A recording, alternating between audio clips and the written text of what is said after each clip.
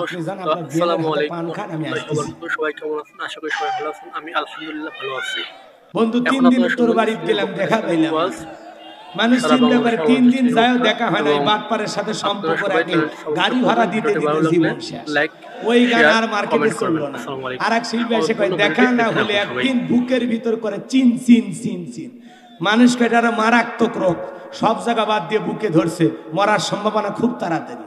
কথা ঠিক না? ওই গান আর মার্কেটে চললো না। এরপরে আর এক শিল্পী এসে কয় কাল তো ছিলাম ভালো, আজ আমার কি হলো সে কথা বলতে পারি না। মানুষ কয় গতকালকার কথা আজকে ভুলে যায়, আর তো মারাত্মক ভাইরাস ধরছে। কথা ওই গান আর মার্কেটে চললো না। এরপরে আর এক শিল্পী এসে কয় বন্ধু যখন বউ নিয়ে আমার বাড়ির সামনে দিয়া রঙ্গ করে হাঁটতে যায়, বুকটা তখন ফাটে যায়, চিরে যায়, তালি দেওয়ার বুদ্ধি নাই। কিন্তু বউ বাদ দিয়ে বান্ধবী নিয়ে যাওয়া জায়েজ না হারাম? তাহলে এগুলো গানের দ্বারা কি প্রমোট করে, হালাল না হারাম, বৈধ না অবৈধ? এগুলো গান শুনলে ইমান নষ্ট হয়ে যাবে। মুসলমানের সন্তানেরা এগুলো গান শুনতে পারে না। কথা গান বন্ধু বউ নিয়ে যাচ্ছে, তোর জলে কে?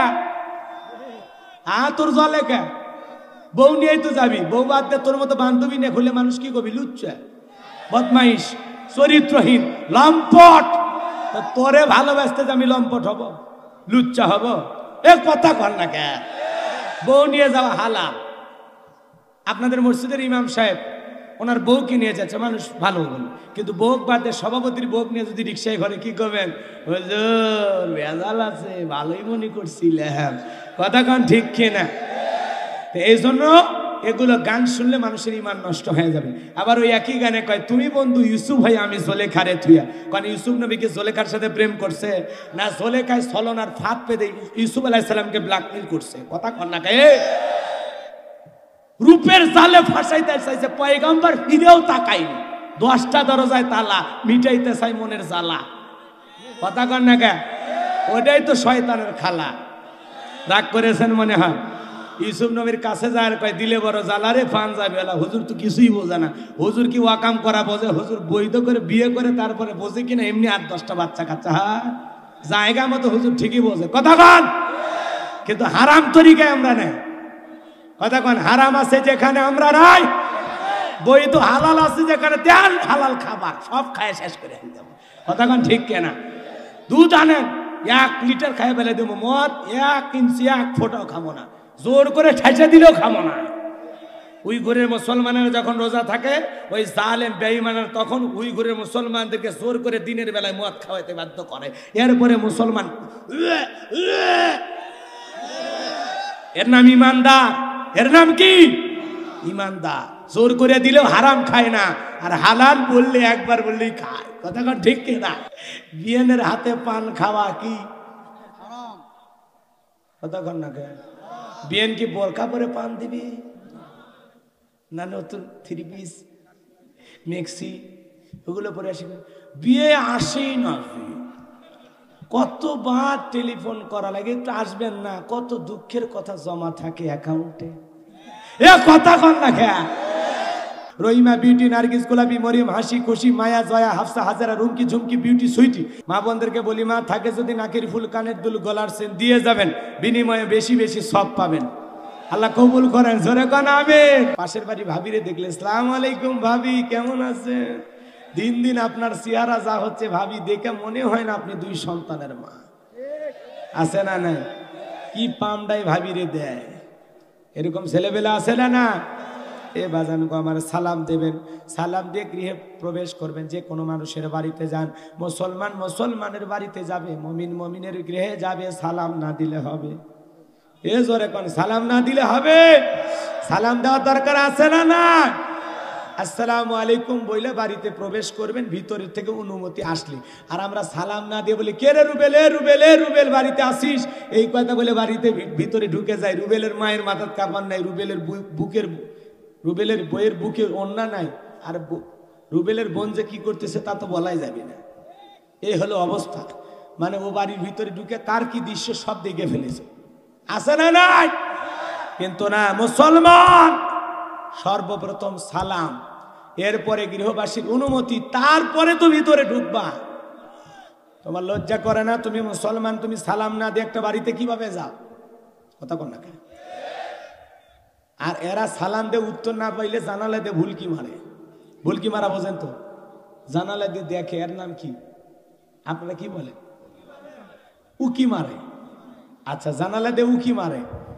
হাদিসের ভাষায় যদি কেউ জানালা দিয়ে উল্কি মারে, এদিক ওদিক দিয়ে সোরা সোরা ভাব নিয়ে তাকায়, ওই গৃহবাসী যদি খোসা দিয়ে আবার চোখটাও কানা করে দেয়, তাও গৃহবাসীর কোনো গুনাহ হবে না।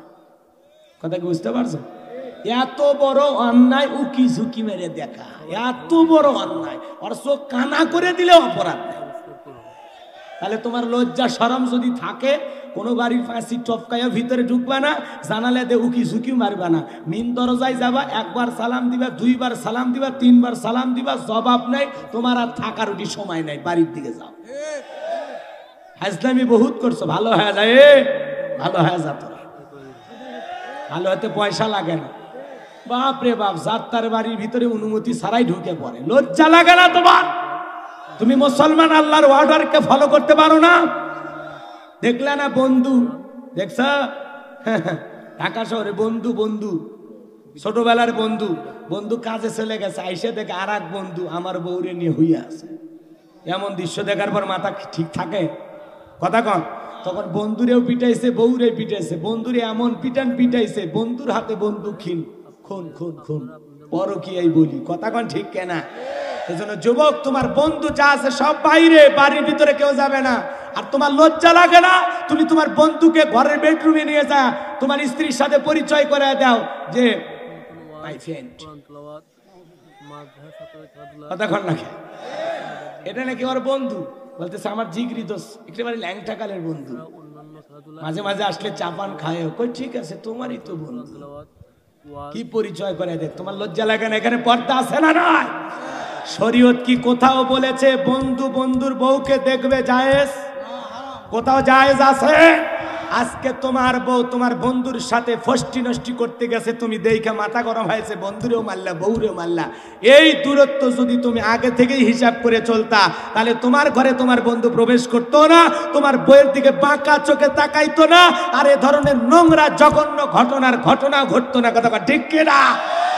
দোস্ত তোমার ভিতরে এখনো সময় আছে, যুবক, পরিবর্তন হয়ে যাও।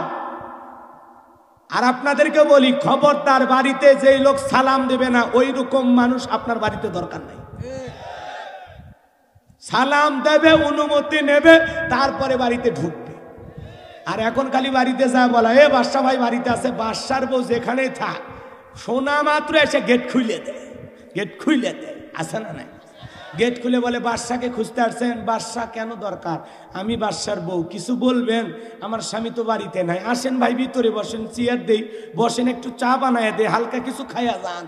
এমন পীড়িতের আলাপ শুরু করছে, মানে জনম জনমের প্রেম। এ কথা কর নাকি আপনারা? এত স্বজন পীড়িতে আপনাকে দেখাইতে বলছে ইসলাম। মহিলাগুলো যে বোঝে না, পাগলিগুলা, এই স্বজন পীড়িতে আপনাকে দেখাইতে বলছে ইসলাম। আপনি বাড়ির ভিতর থেকে যখন শুনবেন কেউ এসে বাদশারে তালাশ করতেছে, আপনি ভিতর থেকে এমন কর্কশ ভাষায় জবাব দেবেন, বাদশা বাড়িতে নাই, মোবাইল দেন, মোবাইল করেন, এমন আওয়াজ দেবেন, উইজা কই করে আর বউক, এই বউক নিয়ে কেমনে সংসার করবেন? কারণ অন্য পুরুষের সাথে কর্কশ ভাষায় কথা বলতে হবে, ঝাড়ি নিয়ে কথা বলতে হবে। আর আপনি আসে না না, কষ্ট হচ্ছে আপনাদের। ওয়াজ কি করবো না, সাইরা দেবো? বাড়ির যাবেন, বাড়ির যাবেন, হাত তোলেন তো, লিল্লাহে তাকবীর, লিল্লাহে তাকবীর। হযরত বেলাল নবীজির কাছে, ঘটনাটা আমি বলবো না, কথা বলেন, বলবো না।